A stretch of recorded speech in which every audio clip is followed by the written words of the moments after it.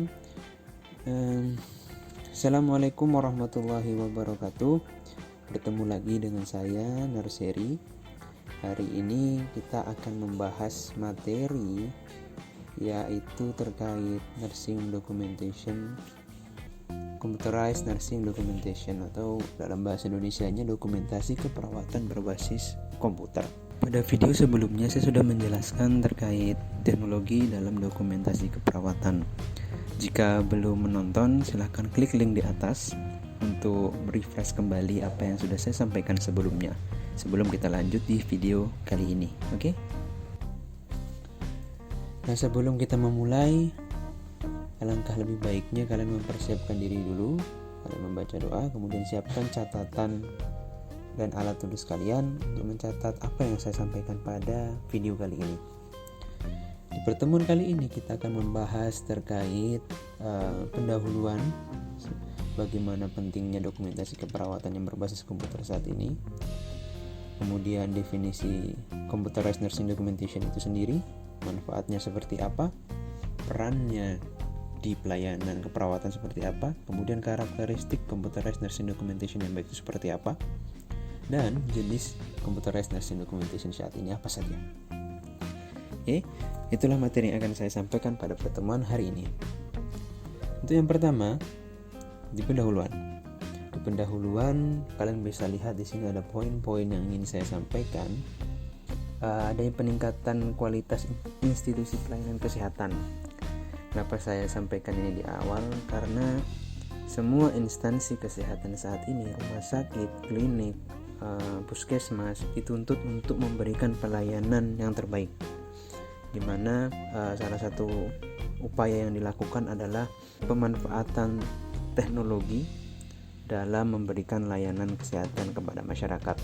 Semua stakeholder yang terlibat dalam institusi tersebut, dokter, perawat, dan tenaga kesehatan lain, staf semuanya itu membutuhkan kemampuan lebih untuk memberikan layanan berbasis teknologi seperti yang saat ini yang kita hadapi. Kemudian poin kedua adalah dibutuhkan interoperability standard. Standar interoperabilitas maksudnya adalah kemampuan berbagai ragam sistem untuk bekerja sama dan kemampuan sebuah sistem untuk bekerja atau digunakan oleh sistem lain. Maksudnya standar ini bisa dipakai oleh siapapun. Kemudian lanjut lagi ke poin ketiga, kerahasiaan informasi personal, di mana data privasi pasien, data pasien, data riwayat pelayanan, riwayat pengobatan, dan lain-lain adalah prioritas. Poin yang selanjutnya ada keterbatasan dana dari institusi pelayanan kesehatan dan optimalisasi sumber daya yang ada, di mana kita ketahui dengan menggunakan sistem pendokumentasian yang manual, menggunakan kertas, itu akan membutuhkan biaya yang lebih, tenaga yang lebih, sehingga instansi rumah sakit atau puskesmas melakukan upaya-upaya untuk melakukan efisiensi, salah satunya dengan pemanfaatan teknologi tersebut. Kemudian saat ini juga instansi pelayanan kesehatan dituntut untuk memberikan evidence base, di mana evidence base ini bisa didokumentasikan dengan baik, kemudian mudah diakses sehingga menjadi acuan untuk mengeluarkan sebuah kebijakan baru yang berdasarkan bukti. Kemudian saat ini pasien kita ketahui tingkat konsumerismenya sangat tinggi, terutama apalagi dengan berkaitan dengan pelayanan kesehatan. Pasien sebagai konsumen di sini membutuhkan pelayanan yang mudah, membutuhkan pelayanan yang cepat dan interaktif, sehingga dibutuhkannya lah teknologi untuk memberikan pelayanan. Kemudian yang selanjutnya adalah semakin meningkatnya kompleksitas dari pelayanan kesehatan itu sendiri.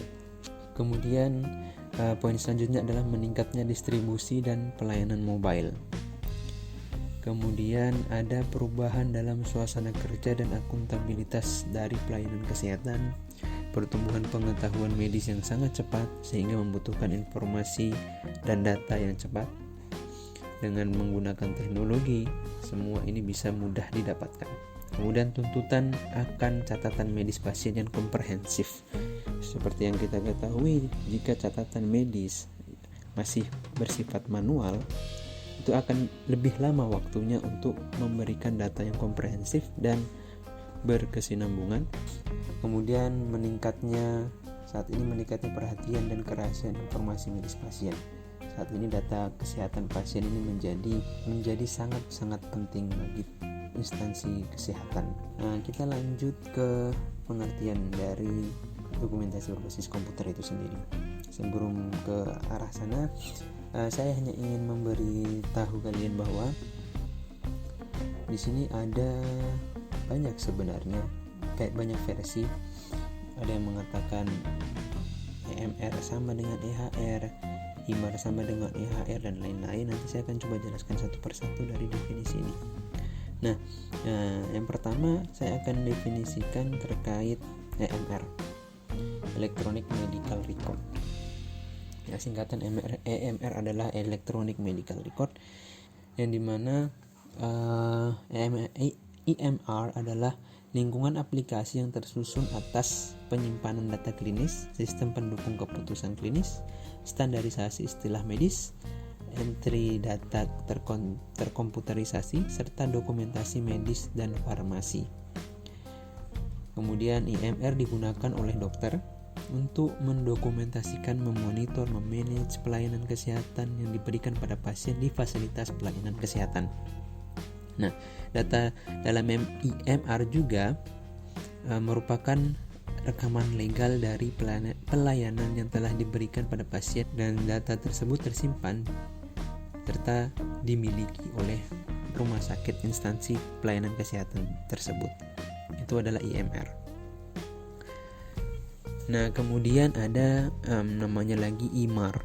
IMAR adalah Medication Administration Record. Itu singkatannya IMAR ya, Electronic Medication Administration Record, di mana di sini alat ini mencatat yang namanya riwayat pengobatan yang sudah didapatkan oleh pasien.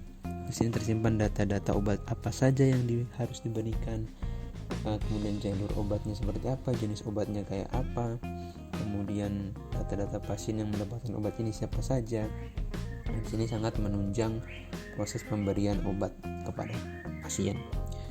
Kemudian ada Computerized Nursing Documentation. Ini hampir sama dengan EMR. EMR tadi digunakan oleh dokter, tapi yang CND ini kalau biasa digunakan di rumah sakit, biasanya SIMCOP namanya.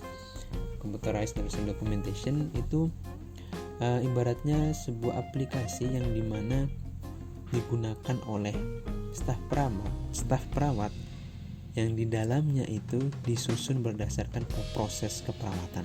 Proses keperawatan itu apa saja? Pengkajian, diagnosa, kemudian rencana tindakan atau intervensi, kemudian implementasi, kemudian evaluasi. Nah, proses keperawatan itulah nantinya yang harus didokumentasikan oleh perawat dalam sistem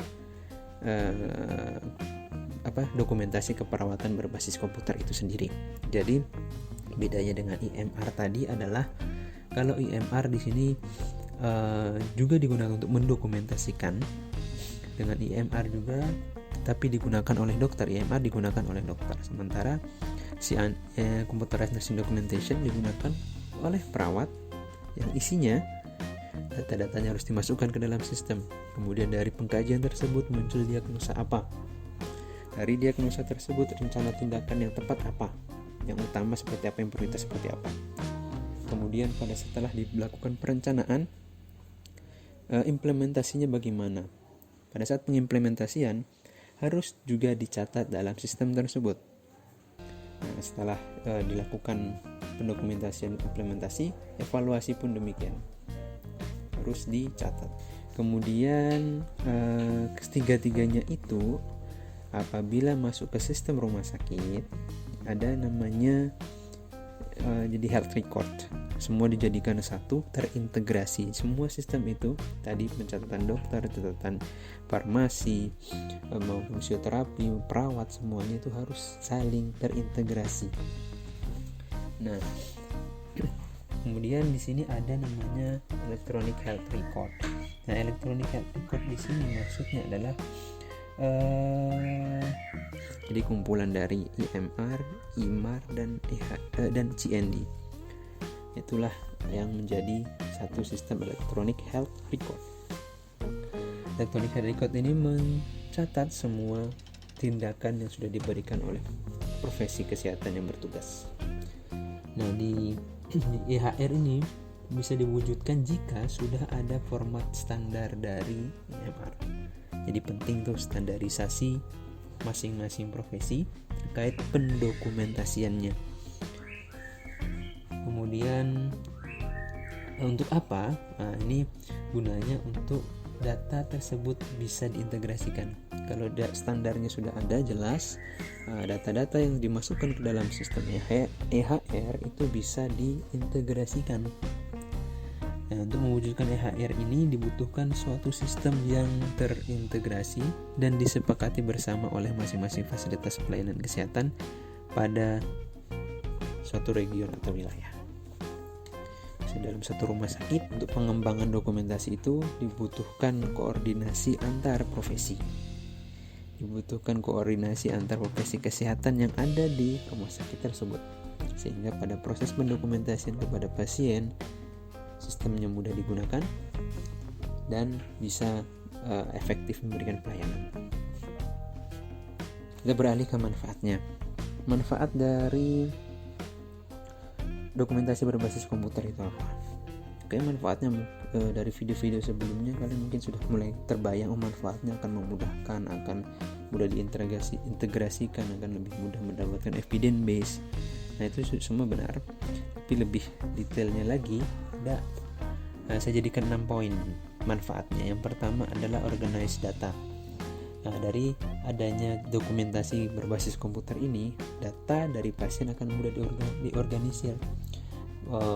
Kita lebih mudah mendapatkannya, kemudian melihat catatan kesehatan pasien lebih mudah, kemudian bisa memeriksa duplikasi data pada saat memasukkan, bisa mengecek kesalahan data yang dimasukkan, lebih mudah dideteksi.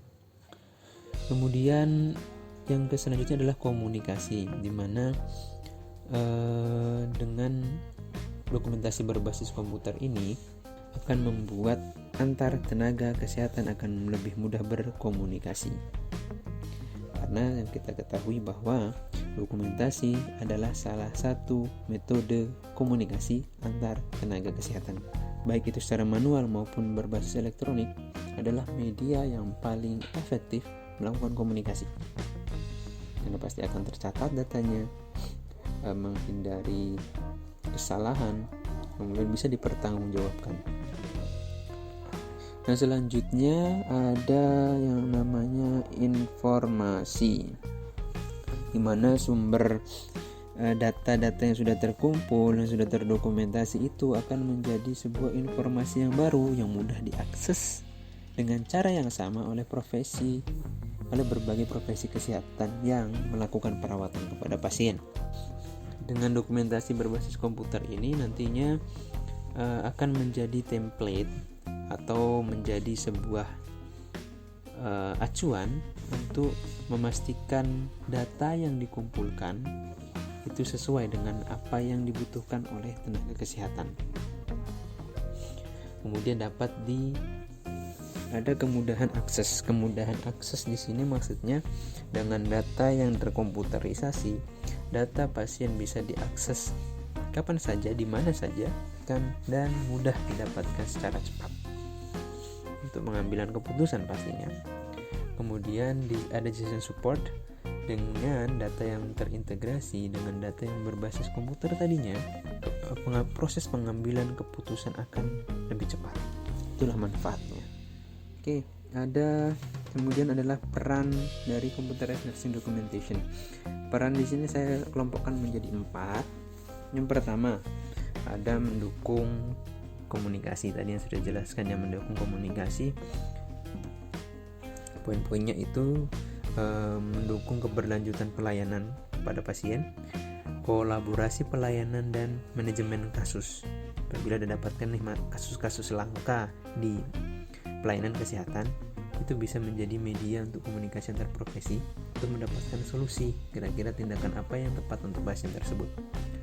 Kemudian dengan mendukung komunikasi lagi, yaitu akses ke database pengetahuan medis, di mana semua profesi kesehatan sesuai kapasitasnya memiliki hak untuk mengakses data yang dibutuhkan untuk pengambilan keputusan dan pelayanan keperawatan dan pelayanan kesehatan lain. Kemudian menghasilkan laporan yang otomatis. Ya, diharapkan dengan dokumentasi berbasis komputer nggak repot lagi dilakukan secara manual. Bisa tinggal klik, akan muncul data pasien. Kemudian mendukung, nanti diharapkan kedepannya akan dengan komunikasi ini diharapkan nanti akan ada electronic data interchange, di mana data-data elektronik tersebut bisa dijadikan bahan pertimbangan dari fasilitas kesehatan lain yang bisa didapatkan dengan mudah oleh fasilitas kesehatan lain. Kemudian dapat mudah diakses kapanpun dan dimanapun. Kemudian mendukung pengambilan informasi secara selektif. Nah, yang kedua ada mendukung manajemen dan perbaikan kualitas.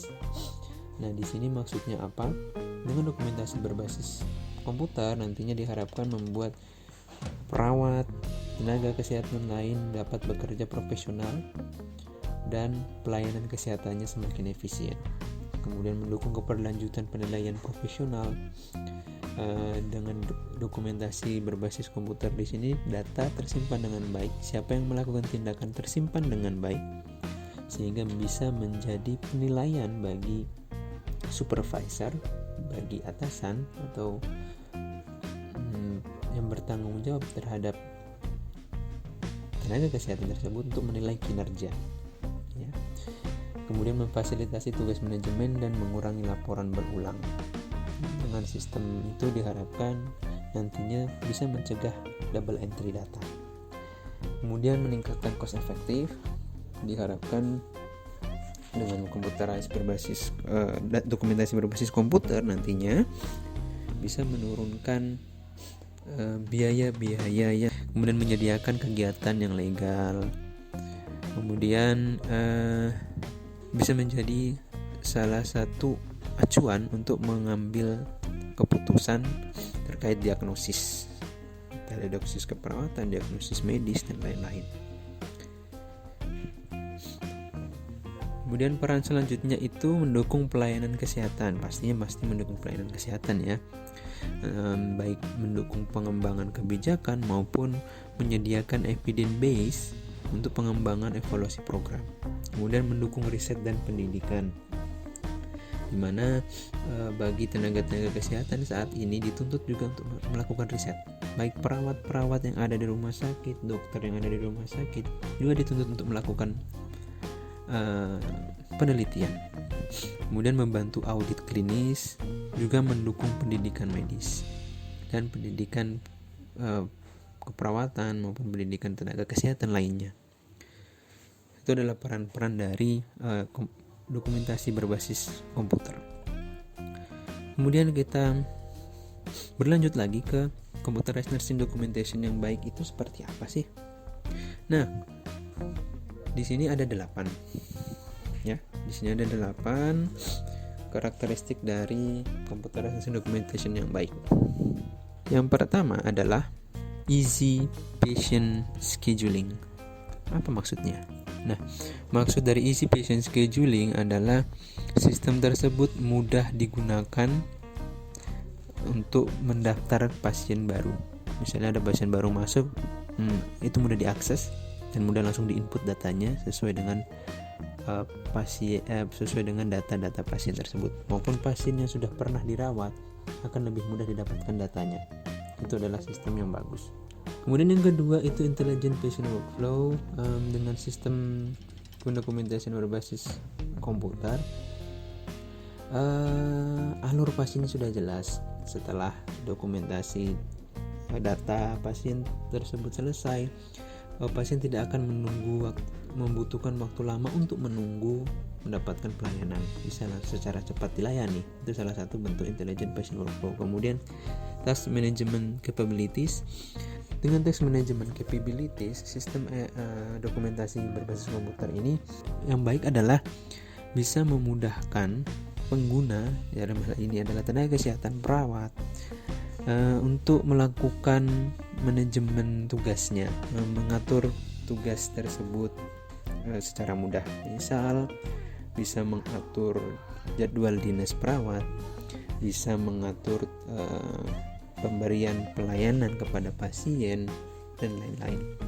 Kemudian ada expanded patient encounters, maksudnya pelayanan itu bisa dilakukan secara cepat karena datanya sudah ada di sistem pendokumentasian, mudah didapatkan, mudah dilihat, dan tenaga kesehatan bisa lebih mudah melakukan pengambilan keputusan tindakan apa yang harus dilakukan.